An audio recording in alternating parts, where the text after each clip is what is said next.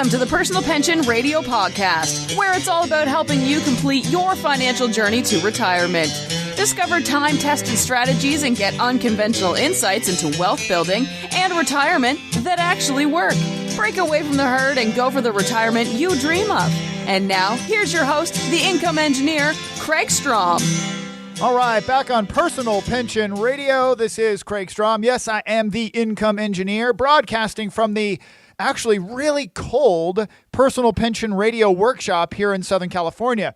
Now, with all due respect to the folks out in Michigan and the East, I come from Maine. I know that it is much colder where you are listening to this podcast, hopefully bundled up with some warm slippers on and maybe hot cocoa or coffee in your hands. But here in Southern California, when it's your day to go out for a run, like it was again today for me, waking up and finding out that you're going to go running at 35 degrees, 35 degrees is pretty cold when that's not the norm in the valley here in Southern California. So it is cold. I am broadcasting from the workshop here in my backyard. I've actually been working in the workshop building cabinets and drawers and upgrading my kitchen in my old ranch-style house here in Norco, California. Now, for those of you who are new to the show, I am, as you heard me say, and in the intro, the income engineer. I am passionate about the retirement income conversation because it is a conversation that most financial advisors are just not having. Most financial advisors are talking about the solution to retirement is a product. It's going to be life insurance or some kind of an investment or real estate. The answer to maximum retirement income is a strategy that blends all of these things together. I'm a big fan of cash value life insurance, huge fan of real estate. Investments have their place. All of these things working together in the right balance, in the right strategy, equals maximum retirement income. And I'm here to pull back that curtain on that mainstream financial advice that is just missing the mark, completely missing the mark. I haven't done this in a while, so I'm going to ask you, my listener, to answer this question. What is the ultimate objective of climbing a mountain? The ultimate objective of climbing a mountain. If you think about it for a moment, what do most people say immediately? Get to the top. And then I'll say, no, that's not correct. And they'll say to enjoy the climb or, the thrill of victory to get to the top. No, the true answer to the question, what is the objective of climbing a mountain? It is to get up to the top and back down alive. Back down alive. Remember, Sir Richard Mallory, right? Is the guy that Richard Mallory is the guy who was largely credited with getting to the summit of Everest first. The problem is he doesn't get credit for summiting Everest because he died on the summit, right? Edmund Hillary was the first to summit Everest and return alive with Tenzing Norgay, his Sherpa partner. Right? You have to go up the hill and back down. That is the ultimate objective. So in the retirement income planning conversation, the accumulation phase, saving for retirement, 401ks, investments, real estate, save, all of those things you're doing are in the uphill side, the accumulation phase. And when you get to that point where you're ready to exit, to jump down the mountain and retire or sell your business, whatever it might be, now you're in the income distribution phase. And I'm here to tell you the economics of income distribution are completely different than the economics of accumulation. It's two different perspectives on how you manage your money. And if you do not have yourself positioned correctly, by the time you get to the top of the mountain and you want to get maximum income, you're going to be stuck with the Wall Street plan. And I'm here to tell you, it's a disappointing conversation. You're going to hear things like Monte Carlo risk simulations. You're going to hear sequence risk, 4% rule. You're going to hear things that wait a minute, you're telling me that I have $1 million and I should only take out $40,000 a year? Yes, that's what you're going to hear from the typical investment advisor, because they specialize in accumulation conversations. They don't specialize in retirement income. So that's my passion, if you haven't already figured that out. Maximum retirement income. That's what I am all about. Now, in order to get there, there's all kinds of different pieces that will affect whatever your maximum is supposed to be. Yes, how much you save and how much you invest has a huge impact. But also important in the consideration is how much you spend, how much of your money you get to keep, how much you pay in taxes. Taxes is the biggest eroding factor that most people have. And unfortunately, they don't get really good tax planning advice. Tax planning advice requires a team approach where the CPA, the financial planner, and the attorney in many cases are all working together to maximize tax savings. That's a huge eroding factor. So when I talk about maximum retirement income, I am not a one-trick pony. I look at the entire picture. How are we going to find a way to make sure that you can keep as much money as possible so that you can also be positioned to have as much income as possible without fear of running out and without having to hear 4% income numbers from the typical Wall Street conversation? If you've ever wanted to go through your own retirement income numbers and find out if you can either learn what they are or change what you've already heard from your financial advisor, send me an email. Kraig at kraigstrom.com, K-R-A-I-G at Kraig, K-R-A-I-G, Strom, S-T-R-O-M.com. Send me an email. Let's talk. Through the miracles of technology, I work with folks all over the country using virtual face-to-face video meetings where you don't even have to get in your car and drive to my office. We'll get together right there at your kitchen table or in your office. Okay? So let's do that. Kraig at kraigstrom.com. Now, quick disclosure before I jump into the meat of today's episode. I am not an attorney. I am not a certified public accountant. I am a paralegal at my law firm. So if you ever have any questions or need help coordinating with an attorney for your living trust or buy-sell agreements or any of that, I am a paralegal certified financial planner. But with all of that said, and as cool as this Amazon purchased microphone that I bought on clearance makes me sound, please don't act on things that you hear on this show as if you're hearing advice for you personally. And especially, good Lord, please don't act on things that you hear from financial entertainers on radio, podcast, or TV. These are people that have no licenses, no regulation, no quality control by any regulatory agency to give out financial advice. I'm not saying that all financial entertainers and people on podcast and radio are wrong. I'm just saying that those who are not actually licensed financial planners, in my opinion, should not be giving out financial advice. It's the same as financial gurus giving out legal advice. It's kind of funny that financial gurus will shy away from giving out legal advice because they know the legal community will come after them, but the financial community never has any say. You can have financial entertainers constantly giving out financial advice where they have no licensing or business to do so, and they get away with it. I don't understand it personally, but please, meet with a qualified financial planner. And I'll tell you, I would love that qualified financial planner to be me. Kraig at kraigstrom.com. All right, let's jump in.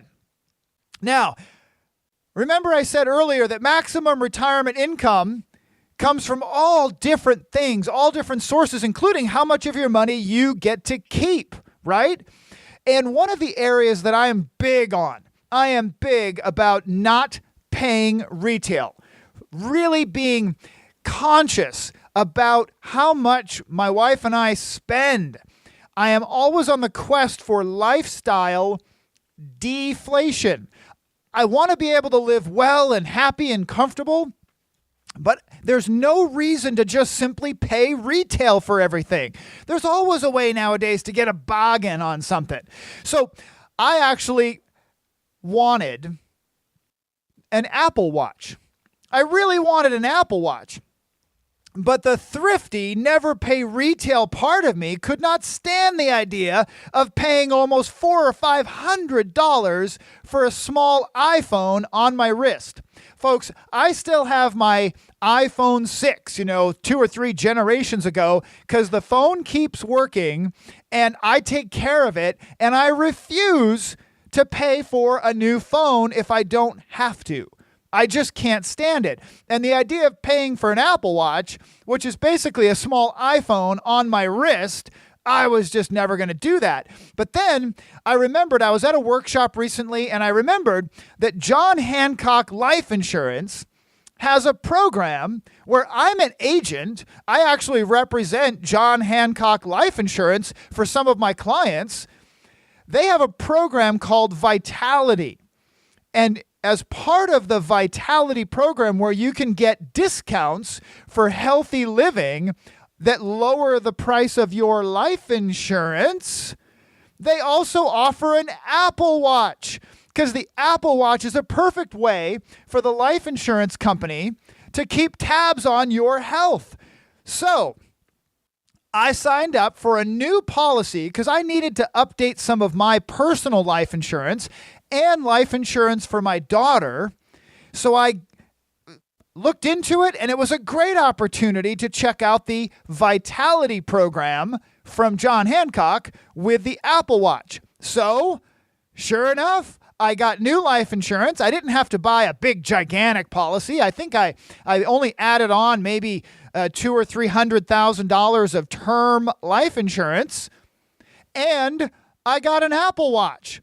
The watch came with my basic, inexpensive term insurance policy, and if I don't do anything, if I don't work out, basically, if I don't eat healthy, if I don't participate in the Vitality program, yes, I would have to pay $15.50 per month for the watch.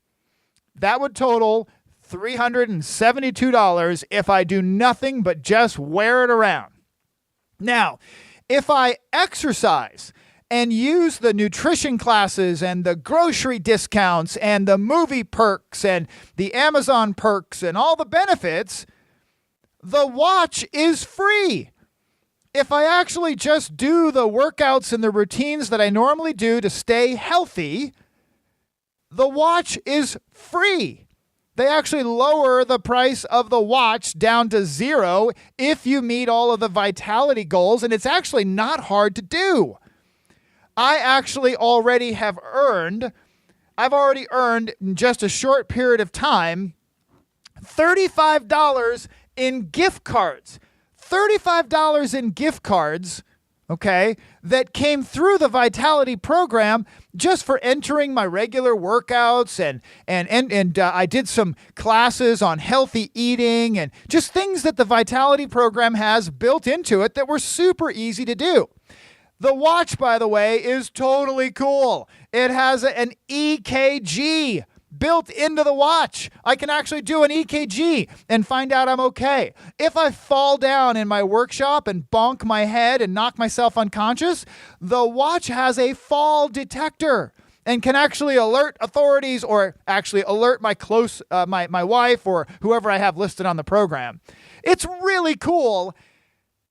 All that being said, there's no way I would buy the watch by itself just so I could have another iPhone on my wrist. I love the idea that I can actually get something that I want, and by doing the things that I'm already doing, I can actually lower the cost of that sucker down to basically $0. And I protected my family even a little bit more by getting my life insurance updated. If you would like to know more about the John Hancock Vitality Life Insurance Program, please send me an email, Kraig@kraigstrom.com, and the subject line, just say Vitality.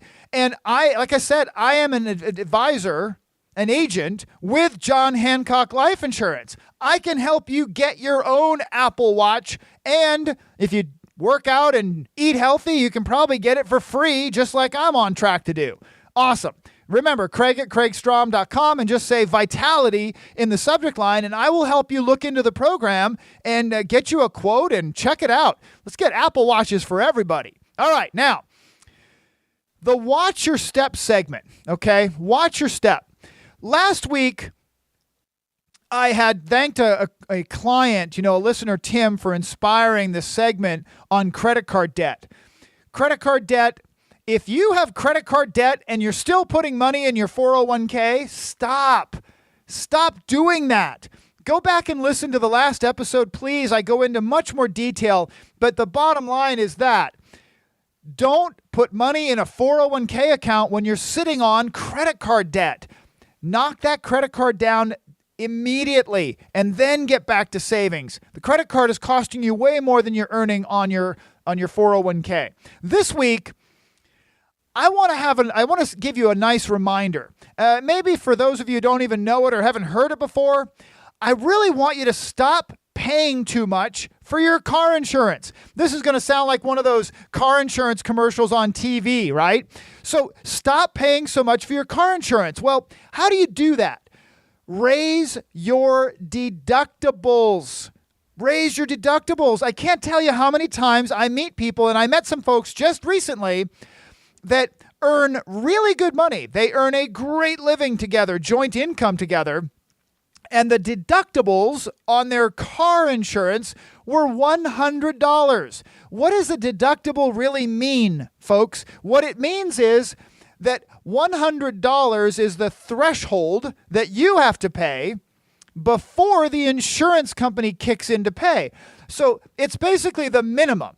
$100 is the minimum deductible in most cases, which means the insurance company knows they are going to be quickly on the hook if something happens and you have to file a claim. That you're only responsible for $100, it's much more likely that you're going to file a claim. So therefore, the insurance premiums are higher. The lower your deductible, the higher your premiums, right? And let's face it, if you file too many claims on your car insurance or your home insurance, on your renter's insurance, what is the insurance company going to do eventually? That's right. They're going to cancel your policy. Insurance companies are not in the business of paying claims. They're in the business of collecting premiums. If you start filing too many claims, they're going to cancel your policy. So think about this. If you back into the shopping cart rack at the grocery store and you dent the bumper of your car or you tear the corner of the bumper off, right? And you go to the repair shop and the repair shop guy or gal says, hey, it's going to be $790 to fix this. $790 to fix this bumper.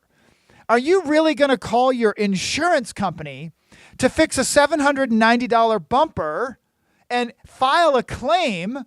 Or do you want to make sure that your insurance is there and covering you when you wreck your car because you swerve to miss a child on their bike and you smash into a tree, right? You want them to be there for the $5,000 or $6,000 claim, not for the $400, $500, $600, $700 claim. So therefore, why not raise your premiums up to $500 or your deductibles, raise your deductible to, let's say, $500 on your car.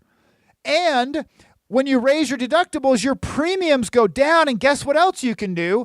In many cases, you can raise your deductible and raise up your liability limits.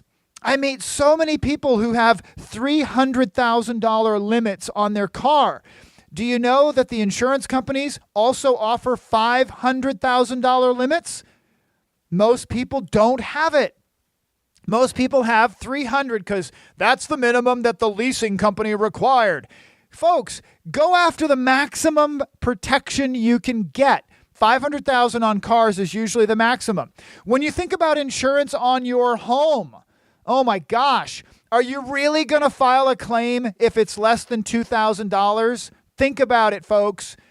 In California here, you file more than 2 claims, you're canceled. I've met many people who have had their insurance canceled because they filed claims for things like flooded living rooms when a bathroom sink went out, right? You have to know that if you file a claim, the insurance companies, they can tend to be like, I think we're going to cancel these folks, right? Please raise your deductibles up, increase your liability limits, and get umbrella insurance, your umbrella liability coverage, all right? Now, in the listener and Kraig ranting observation segment of my show last time, as I kind of just wrap my head back around this, the last episode, I went off on a bit of a crazy time because I guess I've just come across Dave Ramsey now more frequently than I had in recent times. And the last episode, I talk about some really bad advice, in my opinion, bad advice that he had given to a mother with a special needs daughter. A daughter with special needs.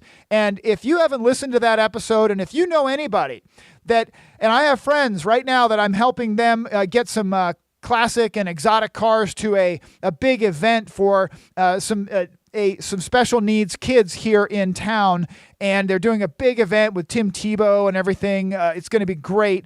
And I was able to get some of my car friends to show up with their really cool cars. So if you know people, if you are these people that have special needs family members, go back and listen to this last episode where I go into more detail about this terrible advice that Dave Ramsey gave to a mother with a special needs child. And she was asking about life insurance and planning for the special needs child. Please go listen to that. Now, this week, I'm following up on the comments someone made on my social media in response to what I said last episode. Okay? Now, this is actually a post, right? I love social media because social media allows people now to do things that you would never do before, right? Now, I get one of the very first posts when I posted this thing trying to get the word out there with the community that's to support the special needs moms and dads out there with good legal and financial planning. So I posted it out into my social media, right? That I was really not happy with this Dave Ramsey bit of advice, right? And one of the first comments I got from someone wasn't related necessarily to the advice. It was, I've never heard of Kraig Strom. Really? That's what you're going to post? You're going to take time to actually write that you've never heard of me. So what? It doesn't mean that the content and, the substance of the message wasn't spot on, right? But let's address that. If someone would give me a multi-million-dollar advertising budget, and if the government regulators would let me say whatever I want without fear of fines or losing my license or my job, maybe I could be as big as Dave Ramsey, right? That's my point, folks. Dave Ramsey is a media personality. He is a multi-millionaire financial entertainer, and I say good for him. Man, he has built a media empire. Right? But that does not mean that the advice that he gives is always right. And that goes to the next comment that somebody posted. Many people who have followed Dave Ramsey's advice have become millionaires. Well, duh. Of course. When you have the third largest talk radio audience in the country, and you have a media empire behind you selling books and courses at churches in every state, you are bound to have a few millionaires in the audience. I submit to you that many people are prevented from becoming millionaires or multimillionaires simply because they followed Dave Ramsey's advice to the letter. Let me say that again. I believe that there are many people, probably many more people, that have been prevented from becoming multimillionaires simply because they followed Dave Ramsey's advice. Dave Ramsey's playbook covers some good basic financial principles like get out of debt, save money, right? However, the more advanced planning that is needed to truly become financially independent, multimillionaire, generational wealth, special needs planning, charitable planning, gifting, life insurance, business planning. That's not in his book. It's not in there. A great example of this is Dave Ramsey's advice regarding rental real estate. Rental real estate. Dave Ramsey says that you should pay cash for rental property. Now, that's easy to say when you make $10 million a year and you're worth many times more than that, right? That's easy to say. You should only pay cash for rental real estate. Real estate, folks, is the only asset that you can purchase with government-sanctioned, tax-favored loans that someone else, your tenant, will pay for. It is the most amazing asset. Think about it. You can't go anywhere else. Hey, I would like to buy that car, and I'd like to get a tax deduction on a loan, and then I'd like that person over there to pay for it, right? That doesn't work. I mean, you can't do that when I'd like to buy this in the stock market investment, and I want to get a loan to buy it, and I'd like someone else to pay for it for me, right? There is no other asset that can do what rental real estate can do, right? And yet, rental real estate is the ultimate asset that works best when paired properly with the right kind of financing. But in Dave Ramsey's world, that is never an option. According to Dave Ramsey, debt is dumb. Folks, let's back up for a quick second. If you have a loan for $100,000 on a property that's worth $200,000, you are not in debt. You have equity of $100,000. That's good business. And if someone else is paying for the $100,000 loan, that's even better. You're using the bank's money to hold the property and letting someone else pay for it. That's phenomenal, right? But in Dave Ramsey's world, the advice is always the same. Never get a loan on a rental property. And in my book, that is dumb and prevents many people from building much greater long-term wealth for themselves and their families, right? Even Dave Ramsey's most basic debt snowball advice is economically inefficient and simply, in my opinion, wrong. Dave's advice is to pay down debt starting with the lowest balance first instead of the highest interest rate first. And that's just flat out wrong. That is absolutely wrong. You should always pay down the debt based on the interest rate. Highest first. You attack the highest first. I wrote an article detailing the debt snowball approach versus the more efficient and less expensive way. And if you want a copy, send me an email, Kraig@kraigstrom.com. In the subject line, just write snowball, and I'll send you that article that I wrote. It details it out. Basically, my method is not my method. It's just simple mathematics. It's math, and it's correct. It is the fastest way to pay down debt. Simple and easily proven. Paying down the highest interest rate first will save you, if you're in debt, it will save you thousands and get you out of debt faster. Dave Ramsey's method sounds good and it makes people feel warm and fuzzy, but it actually hurts them and costs them money. And it's easily proven, and yet Dave Ramsey stays the course, never admits that his method is really wrong. It should be changed, right? So my New Year's resolution, I'm just going to keep going at this, folks. All I can do is just keep reminding you that financial entertainers, some of which are giving out some really good, comprehensive, solid, basic advice. But in many cases, financial entertainers like Dave Ramsey are giving out advice that is geared towards people who are not in a position at this point in their life to really take advantage of advanced planning. And unfortunately, his advice on advanced planning stops short of actually being anything other than bad. It's not good. And that's what most people really need to have. They need to know what kind of advanced planning techniques they should be looking for and looking forward to. And in Dave Ramsey's world, there's nothing beyond the basics in his baby steps. There isn't. It's just incomplete and unfortunately in a number of areas just flat out wrong.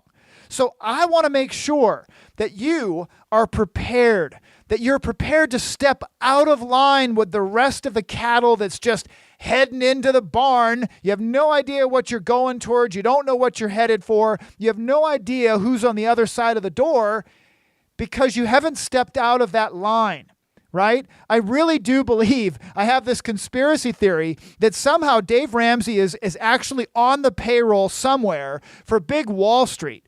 Big Wall Street, because the one consistent thing that has always stayed the same with Dave Ramsey is the stock market is amazing. You can get 10 and 12% returns from the stock market, and everybody should be investing in a diversified basket of investments in the stock market.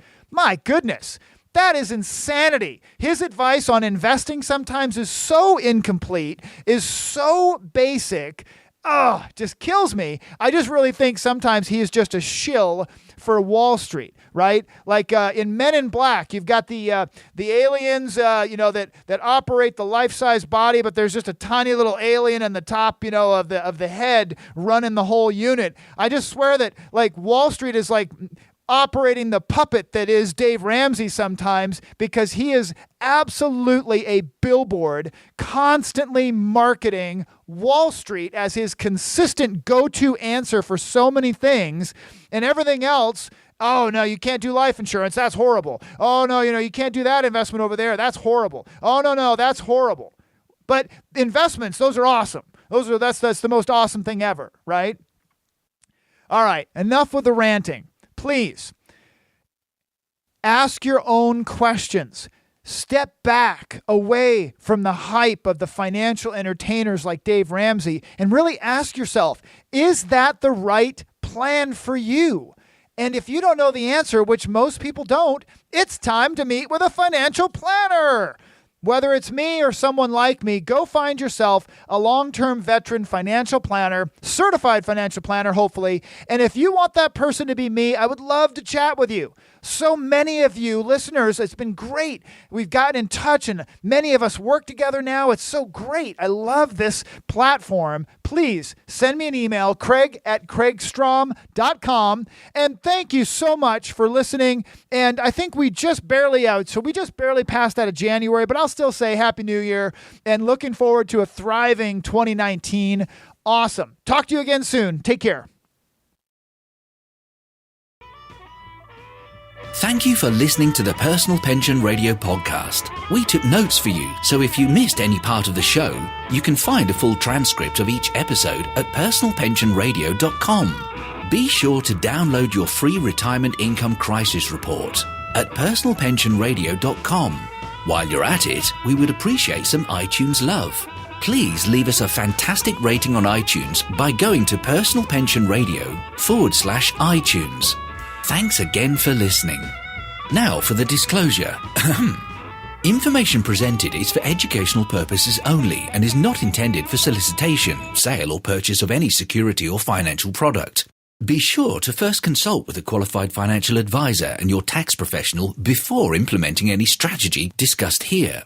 The term personal pension refers to a marketing name designed to educate future retirees and retirees about the economic principles behind creating their own pension-like income. The term personal pension is not intended to be confused with a defined benefit pension plan offered by an employer or by a government entity.